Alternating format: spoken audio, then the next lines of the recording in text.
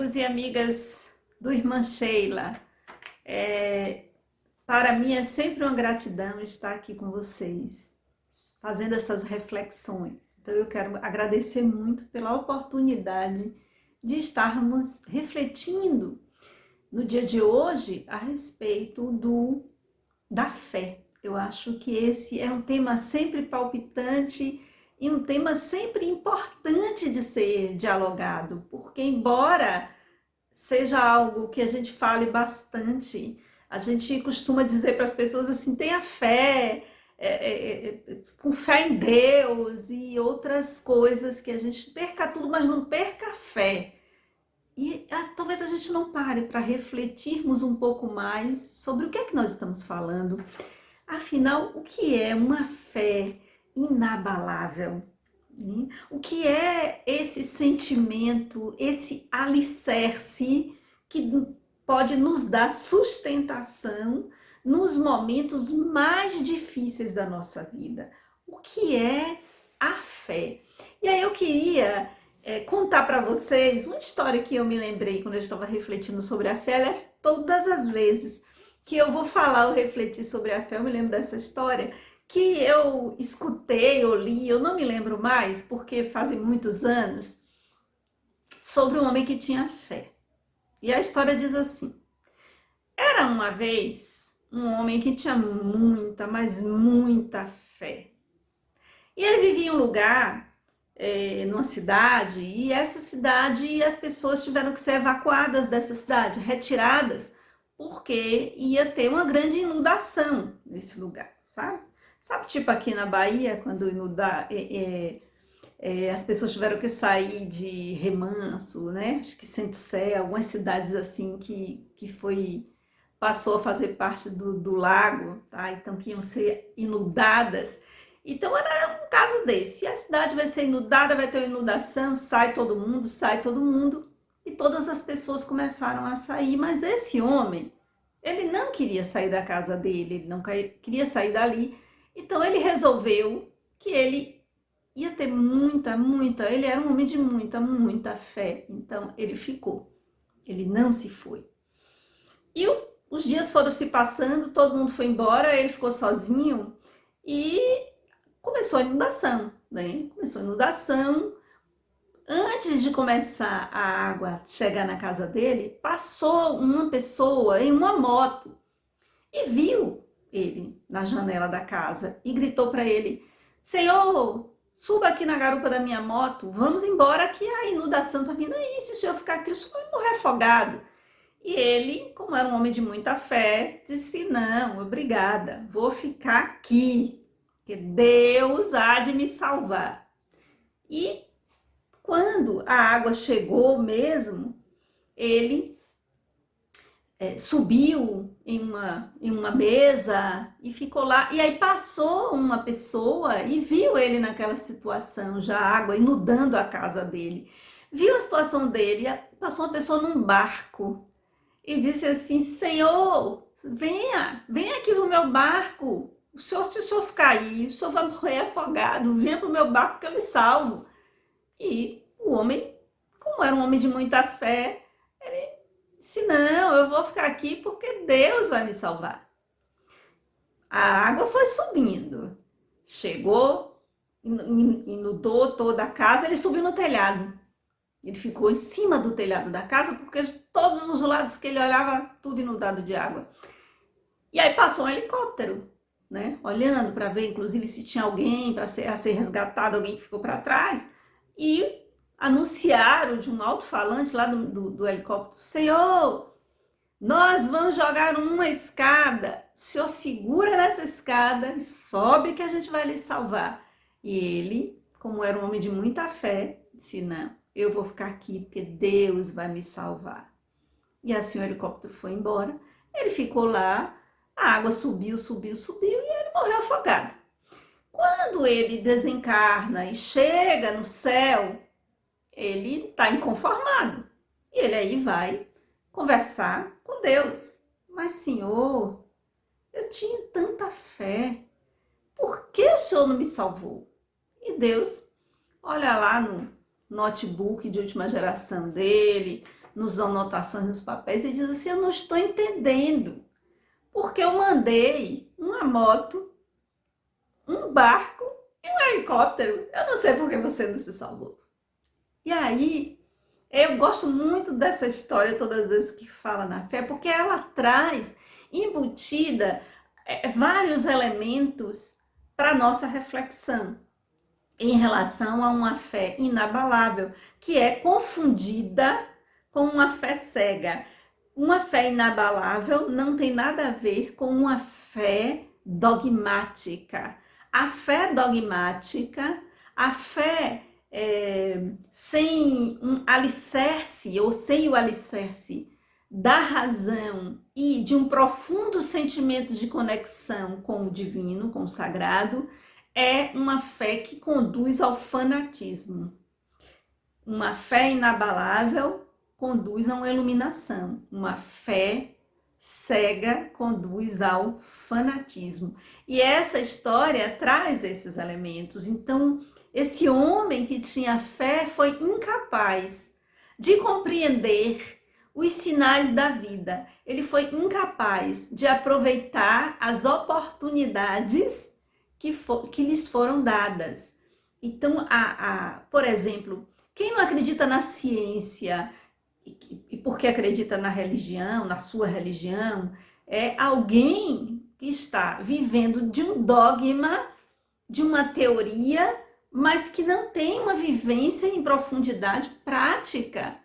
Por quê? Porque a ciência é como essa moto, esse barco, esse helicóptero que Deus envia, né, com os conhecimentos humanos avançam para nos proporcionar saúde, para nos proporcionar mais tempo de encarnação para o nosso aprendizado.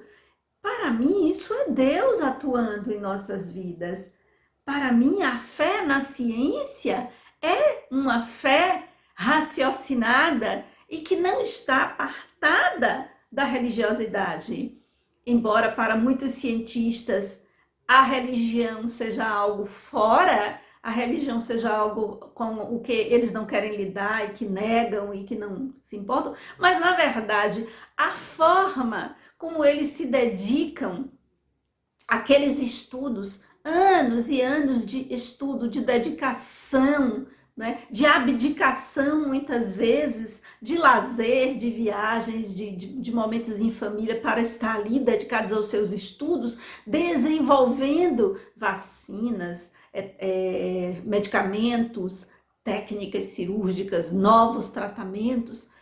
Além, eu estou falando aqui só da saúde, mas o avanço todo das tecnologias, dos instrumentos, das ferramentas que tornam a nossa vida muito mais confortável, que nos liberta de um trabalho braçal ou de riscos que foram minimizados. Imagine que se não fosse a ciência, durante esta pandemia, nós não poderíamos ter mantido as nossas conversas via palestras gravadas, via online. A gente pode continuar. E isso, a gente pode continuar se tratando, refletindo, sendo amparados, consolados. Então, para mim, isso é a mão de Deus. Para mim, esse cientista, ele professa uma fé, uma religião, que não é uma religião formal, mas é uma religião pessoal, porque ele acredita em algo e através desta crença e desse desejo de ajudar o outro e de desenvolver algo, Deus atua aí. Essa pessoa, ela está vinculada. Não é porque a pessoa não abraça uma religião que ela não tenha fé. Não é porque uma pessoa não abraça uma religião que ela não esteja profundamente conectada ao sagrado. E é essa reflexão que nós precisamos fazer para que a nossa fé de fato seja inabalável. Quando nós passamos a compreender, né, que aquilo que nos chega, assim como para aquele homem que achava que ele tinha fé, mas que na verdade ele vivia da ilusão de um dogma. Uma outra coisa importante dessa história é o nosso movimento. Nós não podemos ficar parados na janela, nós não podemos ficar parados em cima da mesa, nem no telhado das nossas convicções, dos nossos dogmas, achando que estar dessa forma, diante do sagrado, prostrados, como os seres inertes e incapazes de se movimentarem, de realizarem o seu próprio processo de crescimento, que isso é fé, isso não é fé. É preciso que haja um movimento. Quando Jesus curava, e isso tem várias passagens do Evangelho, Jesus dizia assim, tua fé te curou, vai, não peques mais, ou alguma coisa assim. Tua fé te curou. Jesus estava falando dessa fé que eu estou aqui trazendo para a gente refletir, que é esse sentimento, e esse sentimento interno de vínculo com algo que transcende a nossa materialidade, é uma fé que exige de nós um movimento. Jesus não dizia assim, eu te curei. Ele dizia tua fé, ou seja, algo em você, algo dentro de você se movimentou, algo se transformou. E a partir dessa vibração, você foi capaz de entrar em sintonia com esta vibração divina de Jesus, com essa vibração de amor, e essa conexão foi capaz de curar seu corpo físico. Mas veja que antes houve uma cura em outro nível, porque houve uma cura tendo como resultado um profundo processo de transformação da pessoa.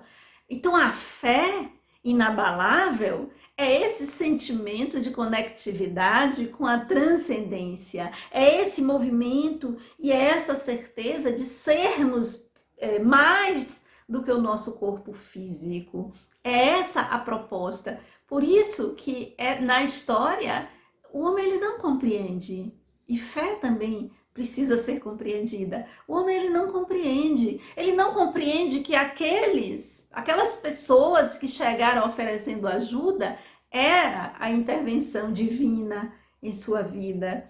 Quantas vezes nós rejeitamos a intervenção divina em nossas vidas porque nós não compreendemos, porque não vem no pacote que nós gostaríamos que viesse, vem num outro pacote e nós jogamos fora, porque queremos, né, e esperamos de uma forma que nós conseguimos entender, de uma forma que nós conseguimos ver, mas às vezes as coisas estão para além da forma como a gente consegue enxergar nesse momento. É por isso que nós precisamos trabalhar a nossa expansão de consciência, é por isso que nós precisamos aumentar o nosso conhecimento das coisas, mas principalmente ter uma postura interior, interna, uma abertura interna para a compreensão daquilo que foge ao nosso conhecimento. Porque se a gente não faz isso, se a gente só quer aceitar aquilo que a gente já conhece e refugamos tudo que nos é desconhecido, não há crescimento, não há transformação. Eu preciso atravessar as linhas, os limites estreitos que me imprensam e me tornam dogmático, fanático, rígido, rígida. Eu preciso ter a coragem de pôr o pé para fora das fronteiras, né? Do conforto que as fronteiras que eu já conheço me dão. Então eu fico aqui protegida dentro daquilo que eu já conheço, conversando com as pessoas que pensam igual a mim, convivendo com quem pensa igual a mim, e sou incapaz de dar este passo no sentido de viver novas experiências, no sentido de ter uma escuta aberta e flexível para com aquele que pensa completamente diferente ou com aquela cultura que é completamente diferente. A nossa ignorância é nosso maior inimigo. Quanto mais nós temos clareza das coisas, quanto mais experiências nós vivemos, mais nós saímos da ignorância e mais entramos, então, numa compreensão que transcende. E essa transcendência que é a autoiluminação, é transcender aquilo que nos amarra, aquilo que nos limita. E é assim que nós vamos constituindo a nossa fé inabalável, porque as religiões formais, elas trazem um conjunto de dogmas, e esses dogmas muitas vezes são aprisionantes. Esses dogmas, eles levam a condição das pessoas a terem uma fé dogmática e fanática, e rejeitar de forma muitas vezes até violenta, agressiva, a fé do outro, a crença do outro, a forma do outro ver o mundo, e as pessoas então criam, né, as grades para o espírito. A própria pessoa acaba se auto-aprisionando, tendo como grades essas crenças inabaláveis. Não tenha crenças inabaláveis, tenha fé inabalável, porque as coisas você pode mudar. Você pode acreditar em algo hoje e não acreditar amanhã. Talvez quando você foi criança, você acreditou em Papai Noel, você acreditou mesmo, né? Porque seu pai disse, sua mãe, as pessoas, e você não tinha conhecimento. Então, para você, aquilo era uma verdade. À medida em que você cresce e que você compreende que isso é uma criação, né? Que isso é uma invenção simbólica apenas, aí você não acredita mais. Então, fé é diferente de você ter crenças inabaláveis. Quando você tem crenças inabaláveis, é como se você ficasse adulto ainda acreditando em Papai Noel. Olha a gravidade da coisa. Só que a gente não traz isso porque para outras crenças, porque aqui eu estou colocando algo que você vai dizer assim, não, claro que crescendo eu não acreditaria mais, mas existem outras crenças que tornam você infantil mesmo diante da vida, diante da grandeza, da riqueza de possibilidades da vida. Será que você não está com crenças que estão lhe emparedando, impedindo que você, como espírito imortal que é, alce voos para a compreensão de novas coisas? E esta compreensão desta grandeza da vida é que dá a sustentação e o alicerce de uma fé inabalável. Então, uma fé inabalável não é construída a partir apenas daquilo que você conhece. Uma fé inabalável é um sentimento que nasce quando você tem uma abertura interna para criar uma conectividade, uma conexão com o sagrado, com o divino, para que você não se torne uma criatura rígida, uma criatura fundamentalista, e não ache que o fundamentalismo está restrito a religiões do Oriente ou a certas religiões. A religião processada pelos evangélicos, não. Nós espíritas também, muitas vezes, no movimento espírita, embora o espiritismo não seja nada dogmático, mas nós distorcemos muitas vezes as coisas para cair no dogma. Então, nós pensamos assim, lei de causa e efeito, por exemplo.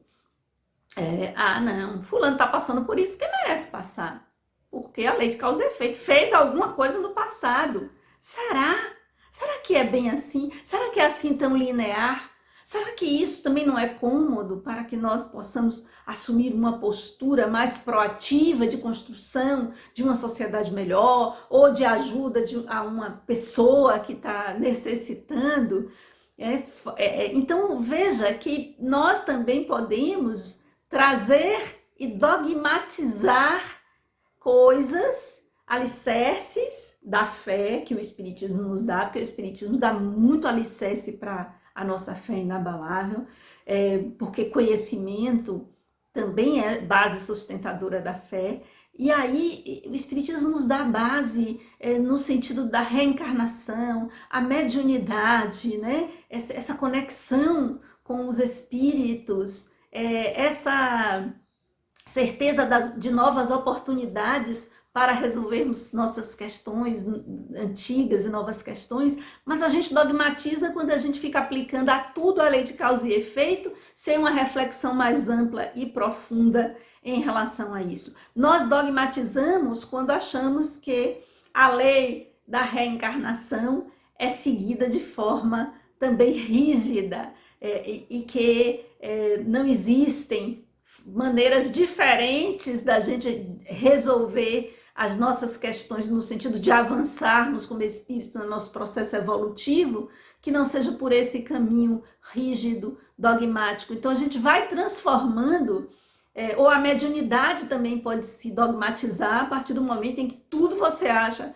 que é mediúnico. Tem pessoas que tomam a topada e estou obsidiado, faz coisas que os levam a situações difíceis, e aí vira, não, acho que eu tenho algum espírito me obsidiando, porque não é possível que esteja dando tudo errado. Talvez esteja dando errado porque você esteja tomando as atitudes equivocadas, né? Você esteja colhendo o fruto das suas atitudes. E veja que isso, de você reconhecer que são suas atitudes, por exemplo, isso leva você a um grande desafio, que é o desafio do reconhecimento dos seus aspectos, ainda não bons, das suas inferioridades, né? Dos seus limites, da sua ignorância, dos erros cometidos. Então é um desafio muito maior. Fica mais fácil dizer que tudo é fruto de obsessão. Isso é uma forma de dogmatizar. Quando, na verdade, esses alicerces que o Espiritismo traz é para reforçar a nossa fé inabalável. Então, se eu compreender, né, a mediunidade como esse canal de conectividade com algo que transcende a materialidade, se eu compreender a reencarnação como oportunidades de crescimento e não como castigo, que eu estou aqui para queimar karmas apenas, mas que eu estou aqui num profundo processo de aprendizado, vivenciando coisas que não tem nada a ver com nada que eu tenha feito no passado. Então, senão você dogmatiza a lei de causa e efeito. Nem tudo que vivemos, nem tudo que nos acontece, que nós experienciamos, porque nós precisamos experienciar o novo. Senão, como é que cresce? Se nós reencarnássemos apenas para cumprir tarefas relacionadas com as encarnações passadas, como haveria de ter crescimento? Como nós vamos entrar em contato com novas potencialidades como espíritos que somos, sem vivenciarmos o novo e que nos empurra para novas decisões, que podem ser assertivas ou não, e assim a gente vai construindo o nosso processo de crescimento, a nossa trajetória evolutiva é feita de avanços e recuos, mas esses recuos nunca são para o ponto anterior. A gente sempre, se a gente avança 3 e recua 2, a gente fica com 1 de saldo. Sempre tem um saldo, porque sempre fica a resultante da experiência vivida. Então, uma fé inabalável é uma fé que é, na verdade, um sentimento de abertura interna para o sagrado. E aí isso nos remete à fé como um processo de autoiluminação. E o que é a autoiluminação? A fé inabalável mesmo, essa que vai acompanhar você não só nessa encarnação, mas por todas as encarnações, é quando você entra no caminho da autoiluminação. E o que é autoiluminação, senão a construção de um vínculo com o sagrado, com o divino, através da percepção desse sagrado e desse divino em nós, porque Jesus falou, né? O reino de Deus está dentro de vós. Então essa busca pela conexão com o sagrado, essa viagem é uma viagem para dentro. E a partir do momento em que eu encontro essa minha essência divina, eu consigo me vincular. E quando eu me vinculo, ocorre um fenômeno que é a percepção de um significado para a vida. Então a vida ganha um colorido e um significado diferente. E ganhar significado significa, desculpe a redundância, ganhar significado significa que eu vou entender os acontecimentos da vida numa perspectiva muito mais ampliada, numa perspectiva muito mais além em termos de expansão de consciência do que a que eu tenho nesse momento. Então tudo ganha uma conotação diferente, tudo ganha um brilho diferente, todos os acontecimentos ganham significado, ganham sentido para a vida. E quem vive nesta conectividade com essa presença de sentido, de significado para os acontecimentos, é alguém que encontra a felicidade de existir. Eu gosto de dizer que é a felicidade de existir no seio da criação divina.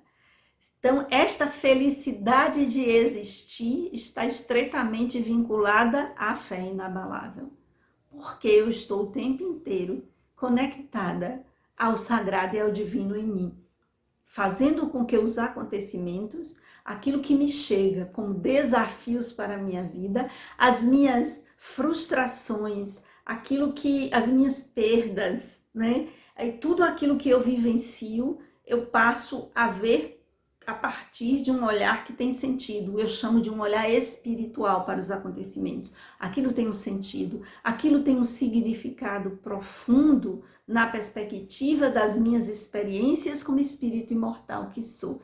E dessa forma eu desfruto a felicidade de existir, que não tem a ver com esta idealização de felicidade, com realização de coisas, de ter coisas ou pessoas. É um estado íntimo, de conexão, de sentimento, que sua vida tem um sentido, de que sua vida tem um significado, de que sua existência tem um significado, tem um sentido. E quando a gente vive nesta conectividade, tudo ganha um sabor diferenciado. O mundo passa a ganhar um colorido, cores muito mais intensas. As experiências, seja para rir ou chorar, porque a vida ela faz isso conosco, ela nos convida a rir ou chorar, as experiências são ricas. As experiências fazem com que desperte em mim potencialidades que eu nem desconfiava que tinha, e não eu percebo mais as experiências como qualquer tipo de castigo, de karma ou qualquer coisa nesse sentido. Não, são experiências importantes para o espírito. E se eu encaro as coisas nesta perspectiva, vejam, a minha fé vai ser inabalável. Por quê? Porque por mais difícil seja o que eu estiver vivendo, eu vou dar um sentido àquilo. Aquilo eu vou conseguir dar significado. E a partir do momento em que eu compreendo, eu passo a lidar com aquilo de uma forma inabalável, né? Eu passo a lidar com a situação de uma forma serena, equilibrada. Vejam bem, encontrar a felicidade de existir através desse processo de profunda conexão com sua essência divina e, portanto, encontrando o sentido, o significado, não quer dizer que não vou ter mais problema, está tudo resolvido, não quer dizer que eu não vou sofrer, não quer dizer que eu não vou chorar, quer dizer que eu vou passar por tudo isso, mas num estado de profunda conexão com o sagrado. Então, é completamente diferente, é como se, ao atravessar uma ponte sobre águas turbulentas, eu tivesse uma corda para me segurar. Quando eu não tenho essa fé inabalável, eu acabo sucumbindo, eu não tenho onde me segurar e eu acabo caindo.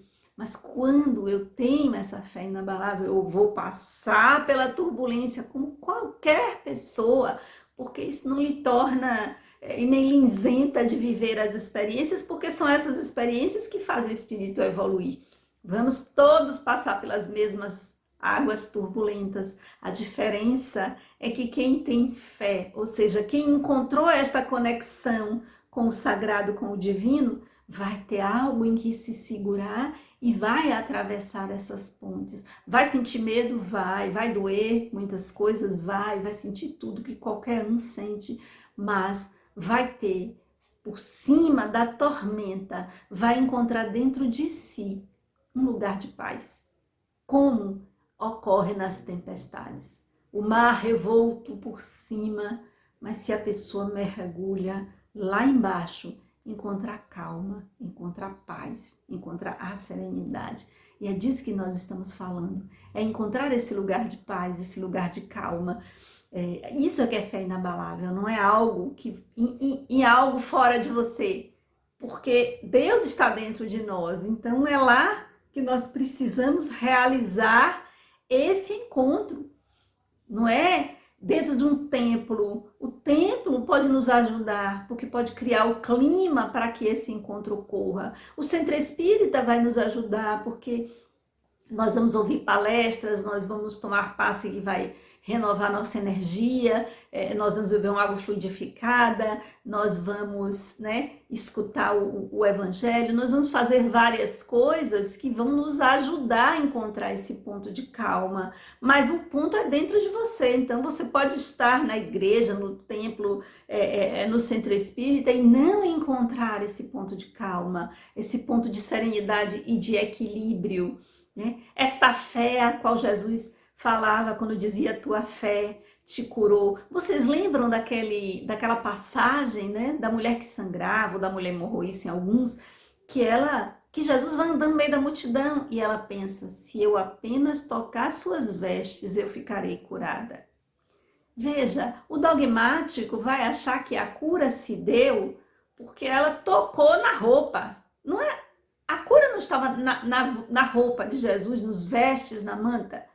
A cura se deu no momento em que dentro dela houve uma transformação e ela passa a vibrar em uma sintonia que encontra e reverbera na sintonia do Mestre, a energia do Mestre Jesus, e aí a cura se dá. É nesse encontro de almas, e é essa fé inabalável da qual nós estamos falando. Não é a fé em um amuleto, não é a fé porque eu vou a pé não sei para onde, as pessoas fazem aí umas promessas, não é. Você pode até fazer o ritual, não tem nada de errado você fazer um ritual, desde que esse ritual tenha sentido, tenha significado e que você tenha passado por um processo de transformação, porque se você não passou por esse processo de transformação, você está fazendo um rito que não tem o menor significado, a menor importância, porque veja, será que Deus está querendo ou precisando das nossas promessas? Que a gente vai fazer isso, que a gente vai fazer aquilo, isso é nosso. Nós nos prometemos coisas como um ritual de passagem nosso, porque nós precisamos daquilo, nós precisamos daquele ritual de passagem para fixarmos determinados processos de transformação. Então, é uma ritualização de um processo de transformação nosso. Não porque a gente precise fazer isso ou fazer aquilo, deixar meu cabelo sem cortar durante não sei quanto tempo. Por que Deus quer seu cabelo sem cortar? Não faz o menor sentido. Mas talvez esse deixar o cabelo crescer tenha um significado para você. É um processo, uma ritualização sua de transformação, não é? Porque deixar o cabelo crescer pode mudar a sua aparência e pode ter um significado simbólico de uma transformação interna. Sempre é interno. Não são coisas externas. Não é o fora, é o dentro de que nós estamos falando. Então, para a gente encontrar a autoiluminação, nós precisamos de algumas coisas para encontrar esse ponto de iluminação interna, de conectividade, estamos procurando a palavra, de conectividade com a nossa essência. Nós precisamos rejeitar as exigências infantis do nosso ego, sabe? As exigências infantis, dentre elas, a de ter um tutor. Nós queremos um tutor da nossa conduta, da nossa fé. Nós queremos, projetamos a nossa fé, a nossa crença em uma pessoa, em uma ideologia, em uma religião. Nós precisamos, então, abandonar essa exigência de ter esta tutoria de alguém e assumirmos o nosso próprio processo de crescimento rumo a essa autoiluminação, no sentido de encontrarmos esse lugar interno em nós, na qual há este encontro. Então, não é você ter alguém que vai lhe dizer, pare de ficar procurando um mestre, um guru. As pessoas fazem isso ainda que não classifique. Então, nós colocamos certas pessoas nesse lugar. Então, se fulano de tal, que é aquele médium que todo mundo acha que é o máximo disso, então eu vou acreditar cegamente. Não há nenhum senso crítico na fala, nenhuma postura de, será que é isso mesmo? Então as pessoas fazem isso com o médium, fazem isso com o presidente do centro espírita, fazem isso com o pastor, fazem isso com os gurus da atualidade da internet, né? Pessoas influenciadoras que falam coisas e aí todo mundo vai cegamente, sem passar por um crivo da razão, sem passar pelo crivo do conhecimento. Deixa eu ver se o que essa pessoa está dizendo é verdade. Tem gente que vocês não têm noção do tanto que as pessoas falam bobagens, elas pegam palavras assim difíceis que as pessoas costumam usar muito, ou termos de algum tipo de filosofia ou de uma prática, e aí mistura isso tudo com algumas palavras soltas, faz um discurso, todo mundo fica aplaudindo e eu fico boba com a capacidade que as pessoas têm de enrolar os outros, sabe? É muito rolando lero nas redes sociais, falando um monte de bobagem que quando você vai pesquisar, logo você percebe que a pessoa nunca leu aquilo que está falando, sabe? Reuniu apenas alguns termos, por exemplo, todo mundo hoje fala em física quântica, é uma febre, né? Às vezes eu estou assistindo alguma palestra de alguém, porque segundo a física quântica, e eu fico aí eu vou atrás da formação da pessoa, a pessoa não tem formação nenhuma nessa área.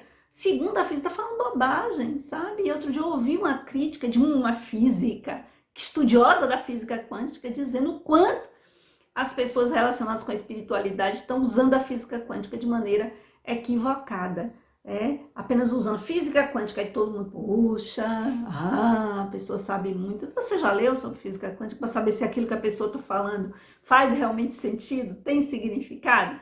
Então, é importante a gente ter esse tipo de postura, porque isso desconstrói a fé cega e substitui por uma fé inabalável, focada com os alicerces da razão, do conhecimento, da compreensão das coisas. Aí sim você pode estar no caminho da transcendência, no caminho da autoiluminação.